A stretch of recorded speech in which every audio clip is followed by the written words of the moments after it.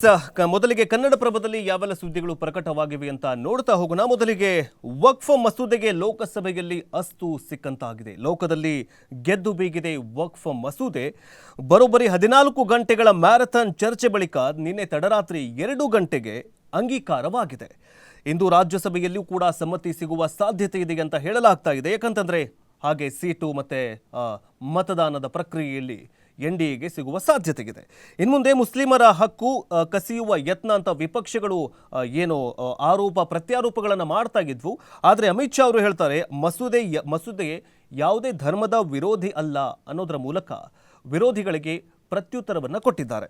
ಅದರ ಬಗ್ಗೆ ನೋಡ್ತಾ ಹೋಗೋದಾದ್ರೆ, ಭಾರತೀಯ ಸೇನೆ ರೈಲ್ವೆ ಹೊರತುಪಡಿಸಿದರೆ ದೇಶದಲ್ಲಿ ಅತಿ ಹೆಚ್ಚು ಭೂಮಿಯ ಮಾಲೀಕತ್ವ ಹೊಂದಿರುವ ವಕ್ಫ್ ಮಂಡಳಿಯ ಆಡಳಿತದಲ್ಲಿ ಪಾರದರ್ಶಕತೆ ತರುವ, ಮಂಡಳಿಯ ಪರಮಾಧಿಕಾರ ಕಟ್ ಮಾಡುವ, ಮಹಿಳೆಯರಿಗೆ ಮತ್ತು ಮುಸ್ಲಿಂ ಸಮುದಾಯದಲ್ಲಿನ ಎಲ್ಲ ವರ್ಗಗಳಿಗೂ ಮಂಡಳಿಯಲ್ಲಿ ಅವಕಾಶ ಕೊಡುವ ಐತಿಹಾಸಿಕ ವಕ್ಫ್ ತಿದ್ದುಪಡಿ ಮಸೂದೆಗೆ ಲೋಕಸಭೆಯಲ್ಲಿ ತಡರಾತ್ರಿ 2 ಗಂಟೆಗೆ ಅನುಮೋದನೆ ನೀಡಲಾಗಿದೆ. ಮಧ್ಯಾಹ್ನ 12 ಗಂಟೆಗೆ ಸಂಸದೀಯ ಖಾತೆ ಸಚಿವ ಕಿರಣ್ ರಿಜಿಜು ಅವರಿಂದ ಮಂಡಿಸಲ್ಪಟ್ಟಂತಹ ಈ ಮಸೂದೆಗೆ ಏನಂತಂದರೆ ಯುನಿಫೈಡ್ ವಕ್ಫ್ ಮ್ಯಾನೇಜ್ಮೆಂಟ್ ಎಂಪವರ್ಮೆಂಟ್ ಎಫಿಷಿಯನ್ಸಿ ಬಿಲ್ ಅಂದರೆ ಉಮೇದ್ ಅನ್ನುವಂತಹ ಹೆಸರಿನೊಂದಿಗೆ ಮರು ನಾಮಕರಣವನ್ನು ಮಾಡಲಾಗಿದೆ. 12 ಗಂಟೆಗಳ ಚರ್ಚೆ ಬಳಿಕ 2 ತಾಸು ಕಾಲ ಮತದಾನ ನಡೆಸಿದ ನಂತರ ರಾತ್ರಿ 2 ಗಂಟೆ ಸುಮಾರಿಗೆ ಈ ಒಂದು ವಕ್ಫ್ ಮಸೂದೆಗೆ ಅಸ್ತು ನೀಡಲಾಗಿದೆ. ಮಸೂದೆ ಪರ 288 ಮತ ಬಿದ್ದರೆ ಈ ಒಂದು ಮಸೂದೆ ವಿರೋಧ ವ್ಯಕ್ತಪಡಿಸಿದಂತಹ ಮತಗಳು ಎಷ್ಟಂತಂದರೆ 232. ಇನ್ಮುಂದೆ ಅಂದರೆ ಇದಕ್ಕೂ ಮುನ್ನ ದಿಢೀರನೆ ದಿನವಿಡೀ ಚರ್ಚೆ ನಡೆಸಿದಂತಹ ವೇಳೆಯಲ್ಲಿ ಇಂಡಿಯಾ ಮೈತ್ರಿಕೂಟ ಸಂಸದರು ಈ ವಕ್ಫ್ ಮಸೂದೆ ಬೇಡ ಅನ್ನೋದರ ಮೂಲಕ ವಿರೋಧವನ್ನು ವ್ಯಕ್ತಪಡಿಸಿದ್ರು. ಆದರೆ ವಿರೋಧದ ನಡುವೆಯೂ ಕೂಡ ರಾತ್ರಿ 2 ಗಂಟೆಗೆ ಈ ವಕ್ಫ್ ಮಸೂದೆ ಅಂಗೀಕಾರವಾಗಿದೆ. ಹಾಗಾದರೆ ಸಂಸದ ರಿಜಿಜು ಏನು ಹೇಳಿದ್ರಂತ ನೋಡ್ತಾ ಹೋಗೋದಾದರೆ, ವಕ್ಫ್ ತಿದ್ದುಪಡಿ ಯಾವುದೇ ಧರ್ಮದ ವಿರೋಧಿ ಅಲ್ಲ, ಯಾರ ಆಸ್ತಿಯನ್ನು ಕಿತ್ತುಕೊಳ್ಳುವುದು ಕೂಡ ಅಲ್ಲ. ಒಂದು ವೇಳೆ ಈ ಕಾಯ್ದೆ ತಿದ್ದುಪಡಿ ಮಾಡದೇ ಹೋದರೆ ಮುಂದೆ ಸಂಸತ್ ಕಟ್ಟಡವೂ ಕೂಡ ವಕ್ಫ್ ಮಂಡಳಿಯದ್ದೇ ಅಂತ ಹೇಳುವಂತಹ ಸಾಧ್ಯತೆ ಇರುತ್ತೆ. ಅದಕ್ಕೋಸ್ಕರ ಈ ಒಂದು ವಕ್ಫ್ ಅಂದರೆ ಈ ಉಮ್ಮೀದ್ ಅನ್ನುವಂತಹ ಹೆಸರಿನೊಂದಿಗೆ ಮರುನಾಮಕರಣ ಮಾಡ್ತಾ ಇದ್ದೀವಿ ಅಂತ ಹೇಳಿದ್ದಾರೆ. ಇನ್ನು ಮಲ್ಲಿಕಾರ್ಜುನ ಖರ್ಗೆ ಅವರು ಹೇಳಿದಂತಹ ಸಂದರ್ಭದಲ್ಲಿ ಏನಂತಂದರೆ, ವಕ್ಫ್ ಮಸೂದೆ ಧಾರ್ಮಿಕ ಸ್ವಾತಂತ್ರ್ಯದ ಹಕ್ಕನ್ನು ದುರ್ಬಲಗೊಳಿಸ್ತಾ ಇದೆ, ಮತ್ತು ವ್ಯಕ್ತಿತ್ವ ಕಾನೂನನ್ನು ರಾಜ್ಯದ ನಿಯಂತ್ರಣಕ್ಕೆ ತರಲು ಯತ್ನಿಸಲಾಗ್ತಾ ಇದೆ, ಮುಸ್ಲಿಮರನ್ನು ಕಡೆಗಣನೆ ಮಾಡಲಾಗ್ತಾ ಇದೆ ಅನ್ನುವಂತಹ ಪ್ರಶ್ನೆಯನ್ನು ಅಂದರೆ ವಿರೋಧವನ್ನು ಮಾಡಿದ್ದಾರೆ. ಸೊ ಇದರ ಬಗ್ಗೆ ಬೈಟ್ ಇದೆ, ನೋಡ್ಕೊಂಡು ಬರೋಣ ಬನ್ನಿ. 2 मिनट लगता है कभी। सुबह से जो चर्चा चल रही है उसको मैंने बारीकी से सुना है. मुझे लगता है या तो निर्दोष भाव से या तो राजनीतिक कारणों से ढेर सारी भ्रांतियां कई सदस्यों के मन में भी है और कई सारी भ्रांतियां सदन के माध्यम से, आपके माध्यम से पूरे देश भर में फैलाने का प्रयास भी हो रहा है.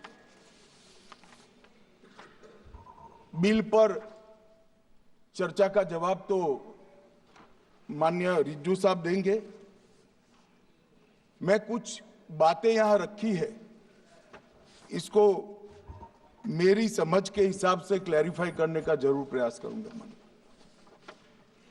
ये वक्त एक अरबी शब्द है. वक्त का इतिहास मान्यवर कुछ हदीसों से जुड़ा हुआ मिलता है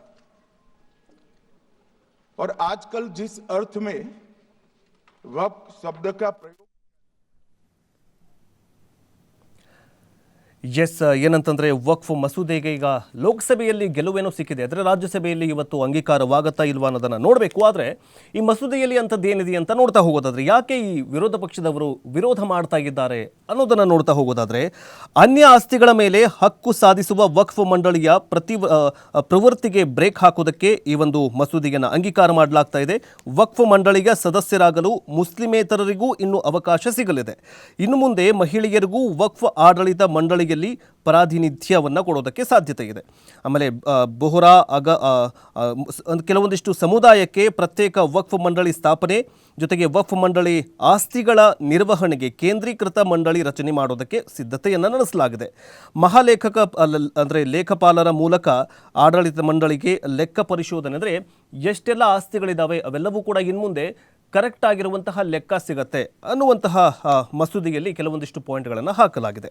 ಬಟ್ ಮುಂದಿನ ದಿನಗಳಲ್ಲಿ ಏನಾಗುತ್ತೆ ಮುಂದೇನು ಅನ್ನೋದಂತ ನೋಡ್ತಾ ಹೋಗೋದಾದರೆ ಲೋಕಸಭೆಯಲ್ಲಿ ಅಂಗೀಕಾರಗೊಂಡ ಮಸೂದೆ ಗುರುವಾರ ರಾಜ್ಯಸಭೆಯಲ್ಲೂ ಕೂಡ ಮಂಡನೆಯಾಗಲಿದೆ. ಸುದೀರ್ಘ ಚರ್ಚೆ ಬಳಿಕ ಮತದಾನ ನಡೆಯಲಿದೆ. ಅಲ್ಲೂ ಕೂಡ ಅಂಗೀಕಾರವಾದರೆ ಹಾಗೂ ರಾಷ್ಟ್ರಪತಿಗಳ ಸಹಿಗೆ ರವಾನೆ ಮಾಡಲಾಗತ್ತೆ. ರಾಷ್ಟ್ರಪತಿ ಸಹಿ ಹಾಕಿದ ಬಳಿಕ ಮಸೂದೆಗೆ ಕಾನೂನು ರೂಪ ಸಿಗಲಿದೆ. ರಾಜ್ಯಸಭೆಯಲ್ಲಿ ಸದ್ಯ 236 ಸದಸ್ಯರಿದ್ದು ಬಹುಮತಕ್ಕೆ 119 ಸೀಟುಗಳು ಬೇಕು.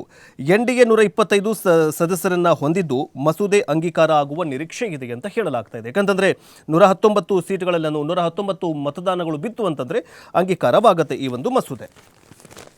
ಇನ್ನು ಕರ್ನಾಟಕ ವಕ್ಫ್ ಪ್ರಸ್ತಾಪ ಅಂದರೆ ಕರ್ನಾಟಕದ ಬಗ್ಗೆಯೂ ಕೂಡ ಇಲ್ಲಿ ವಕ್ಫ್ ಈ ಒಂದು ಚರ್ಚೆ ಆಯಿತು. ಅದ್ರ ಬಗ್ಗೆಯೂ ಕೂಡ ಏನಂತಂದರೆ ಅಮಿತ್ ಶಾ ಅವರು ಉತ್ತರ ಕೊಟ್ಟರು, ಪ್ರತ್ಯುತ್ತರ ನಡೀತು ಈ ವಾದ ವಿವಾದ.